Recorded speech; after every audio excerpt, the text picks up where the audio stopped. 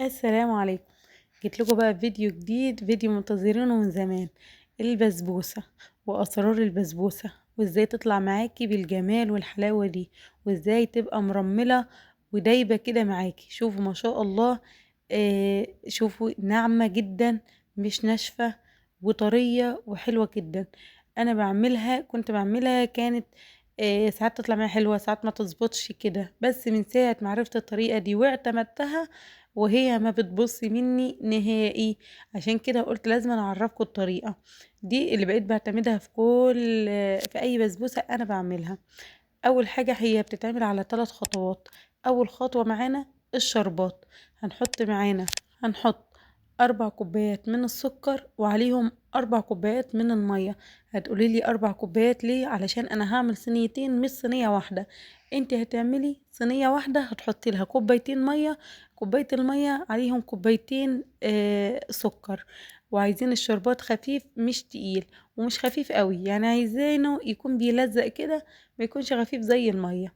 هعرفك كل حاجة والخطوات واحدة واحدة، بس امشي معايا واحدة واحدة عشان تعرفي كل التفاصيل. مش بنقلب السكر قوي، يا مدوب يا مدوب كده، بس ايه، قلبته بالمعلقة بسيط. وحطيته على النار وهسيبه لحد ما يغلي مع نفسه. كان عندي حليب بقري، اعطيته غلوة على النار. انت لو عندك حليب عادي اللي هو الاكياس ده، ما تغلوهوش، بس ده لازم يتغلي ويساب يبرد شوية. هنا الشربات بتاعي اول ما غلي نزلت عليه بعصرة نص ليمونة. ودي بقى السر اللي بيخلي الشربات مظبوط. معلقة جلوكوز مهمة جدا بحطها وتقلبيها في اخر 5 دقايق من السوا. وفي الاخر بتحطي كيس فانيليا بيخلي ريحة الشربات تحفة بعد ما تطفي عليها. اول ما تطفي عليها يعني، الشربات ما يخش معاكي الا 5 دقايق بعد الغليان. من اول الغليان تحطي عصرة الليمونة، وال5 دقايق التانيين بتحطي معلقة الجلوكوز. الخطوة التانية بقى، بتجيبي كوباية الا ربع لبن، عليهم كوباية الا ربع سكر، عليهم كوباية الا ربع سمنة او نص كوباية سمنة بس. والربع ده بندهن بالصينية. ومعلقة معلقة جوز هند كبيرة، او معلقتين لو بتحبي جوز الهند. وبرضو لازم معلقة جلوكوز كبيرة في الخطوة دي. ما عندكيش معلقة الجلوكوز بتحطي معلقة شربات تقيلة، وبحطهم على النار بس يدوبوا انه اقلب السكر واقلب والجلوكوز يدوب. هنا الخطوة دي للأسف الفيديو لقيته مش بيسجل بعدها، فانا هقولك انا عملت ايه. الخطوة التالتة دي بقى، بنجهز الصينية زي ما شفتوا، وبنحط نص كيلو دقيق سيمولينا او دقيق السميد، وعليهم معلقة بيكنج باودر صغيرة بس. وبنزل عليه بالخليط اللي انا عملته بتاع اللبن والسكر والسمنة، وهعجنه واحطه في الصينية. بحطه في فرن سخن جدا، على في الرف اللي في النص متولع من تحت بس. يعني قبل ما ابدأ في شغل البسبوسة بكون مشغلة الفرن بحيث يسخن. وبسيبها من 25 دقيقة ل30 دقيقة. ان زادت قوي تبقى 35 دقيقة، كل فرن بيختلف عن التاني.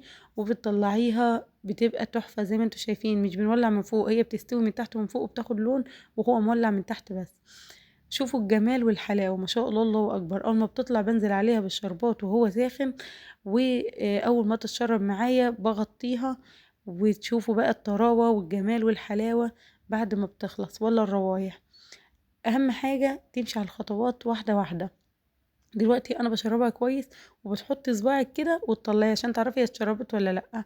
بتحطي صباعك، لقيتي فيه شربات طلع عليكي كده يبقى هي كده مستكفيه. لقيتي لا ما فيش شربات طالع عليكي، يبقى لا هي محتاجه تاني ومحتاجه تشرب تاني. تمام كده. كده خلاص خلصناها. نغطيها بقى بعد ما حطيناها الشربات ونسيبها على جنب. يعني انت لو عايزه تاكليها بالليل اعمليها كده في اول النهار، وسيبيها عشان تتماسك وتطرى وتبقى زي الزبده معاكي. اتحداكي تعمليها وتتحدي بيها المحلات بتاع الحلويات، او اللي انت بتشتري منه اي محل بتاع بسبوسه وكده. بصي، اجمل منها بكتير. الكل هيتحاكى ويحكي على البسبوسه دي لما يذوقها من تحت ايديكي. كده كده انا غطيتها وتمام. تعالي بقى اوريكي الترميله والجمال والحلاوه والطراوه. شوفوا انا بخرطها طريه جدا ما شاء الله، حاجه كده في منتهى الجمال. هتعمليها وان شاء الله مش هتندمي، هتعتمدي الطريقه. شايفين الترميله؟ انا ما حطيتش بيكنج باودر كتير، هي بس نص معلقه كده على طرف المعلقه. حطيتها. واوريكي بقى الطراوة طرية جدا، شايفين؟ ولا نشفت منك ولا حاجة. وامشي على الطريقة علشان الشربات ما يسكرش منك، ولو سكر هينشف لك البسبوسة وهتبقى حاجة مش حلوة. تاني حاجة، ما تخليهاش تعوق في الفرن علشان ما تنشفش برضو منك، كل السوائل بتاعتها هتتبخر، فما تحطهاش في فرن بارد، لازم ان الفرن يكون ساخن. بس كده، ده فيديو النهاردة. ان شاء الله تعملوها وتعجبكم، ولو عجبتكم مستنية تعليقاتكم، واشوفكم في فيديو جديد، والسلام عليكم ورحمة الله.